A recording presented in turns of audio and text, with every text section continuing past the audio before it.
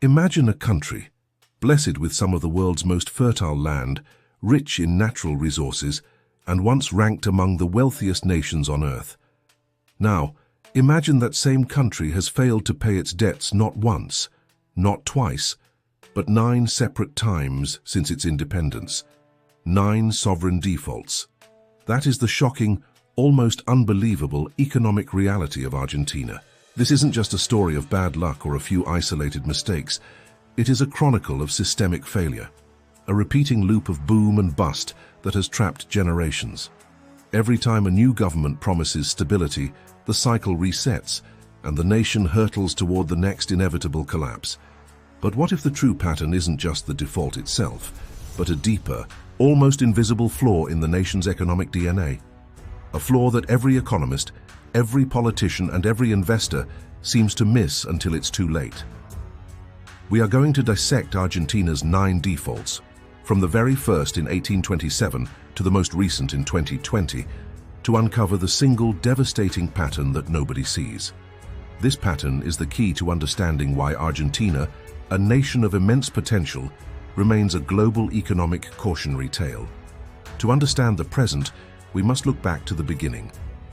Argentina's journey into debt began almost immediately after its independence. The very first default came in 1827, just over a decade after breaking from Spain. This was a direct consequence of the Cisplatin War, a conflict that drained the nascent nation's treasury. The debt was a loan from Baring Brothers in London, and the default set a precedent. External debt, political instability, and war would become a toxic, recurring cocktail.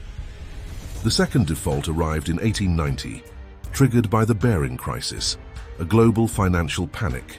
This was a classic case of overborrowing to fund infrastructure and speculation, a pattern that would repeat endlessly. The third default in 1951, under Juan Perón, marked a shift.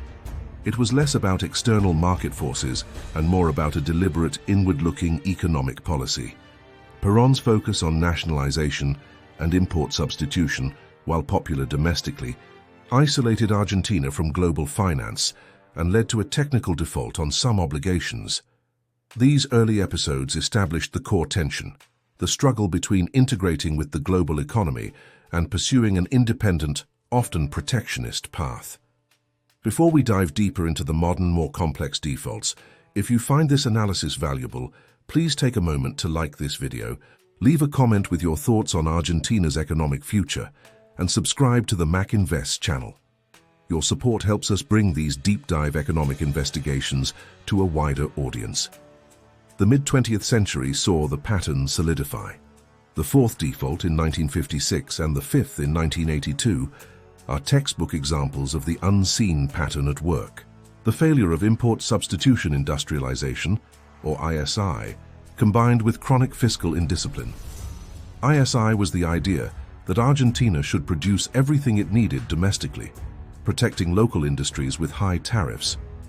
This created a highly inefficient, non-competitive industrial base that was constantly dependent on government subsidies and foreign currency to import necessary machinery and inputs.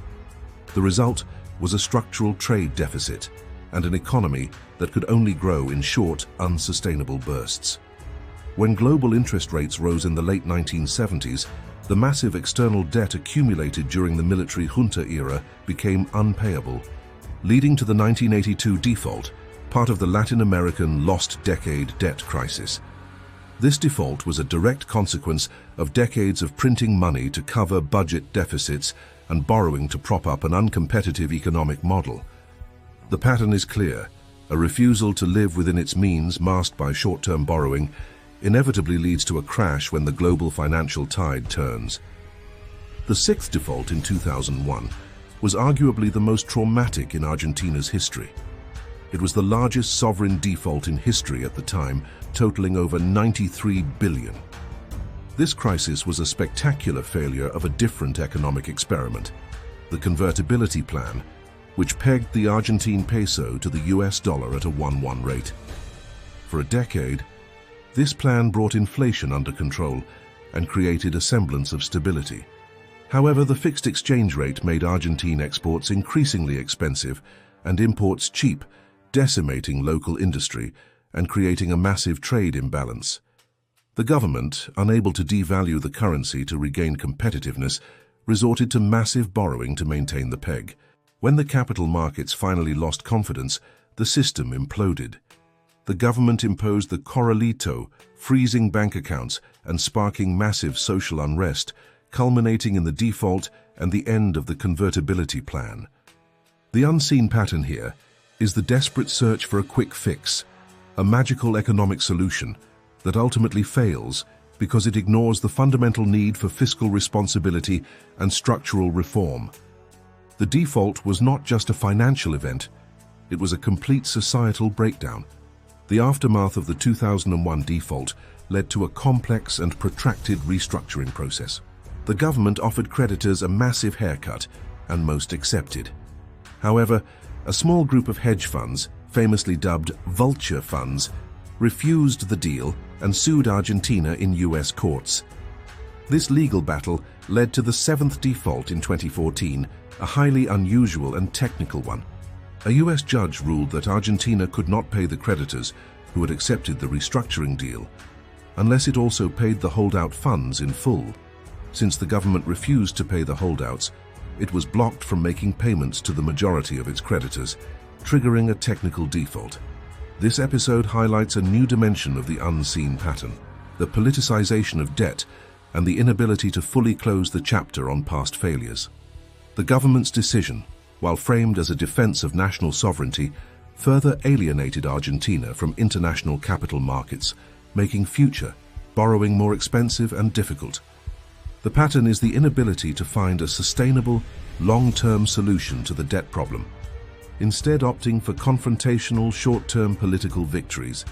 The eighth default occurred in 2018 and the ninth in 2020. These two are closely linked. The 2018 crisis was triggered by a massive loss of investor confidence, forcing the government to seek a record-breaking $57 billion bailout from the International Monetary Fund. Despite the IMF's intervention, the government was unable to stabilize the economy, and the debt became unsustainable. The 2020 default was a failure to pay $500 million in interest on its bonds, marking the ninth time the country had failed to meet its obligations. This brings us to the core of the unseen pattern. It is not just fiscal mismanagement or protectionism, or even political instability in isolation. The true pattern is the FAN, political economy of short-termism. Every Argentine government, regardless of ideology, has prioritized short-term political survival over long-term structural health. They use debt and money printing to paper over deficits, subsidize inefficient sectors, and maintain social spending to keep the population quiet. This short-term political calculus is always prioritized over the painful, unpopular reforms, like cutting subsidies, reforming the labor market, or balancing the budget, that are necessary for sustainable growth. The result is a perpetual cycle: borrow, spend, crisis, default, restructure, repeat. The pattern is the political system's addiction to the quick fix, which ensures the long-term economic destruction of the country. Argentina's 9 defaults are a stark warning.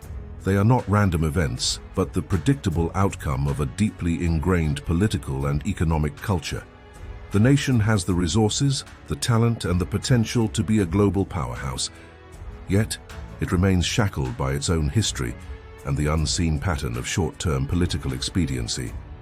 The challenge for any future government is not just to restructure the debt, but to fundamentally restructure the political economy, to break the cycle of short-termism and commit to the painful, long-term reforms that will finally allow the country to live within its means and unlock its vast potential. Until that pattern is truly seen and broken, Argentina will remain on the path to its 10th, 11th, and 12th default. The lesson here is universal. An economy built on political convenience is an economy built on sand.